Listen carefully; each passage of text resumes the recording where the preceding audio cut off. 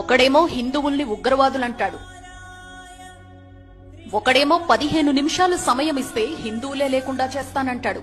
हिंदुस्तान हम 25 करोड़ है ना, तुम 100 करोड़ है ना, ठीक है, तुम तो हमारे से इतने ज्यादा है, 15 मिनट के लिए पुलिस को हटा लो, बता देंगे किसमें हिम्मत है कौन सा।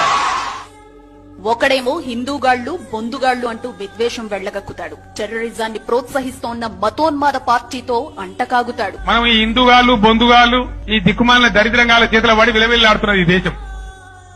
ఒకడేమో భారత్ మాతాకి జై అనను అంటాడు, ఒకడేమో వందే మాతరం పాడనంటాడు, ఒకడేమో పరాయి దేశం జిందాబాద్ అంటాడు.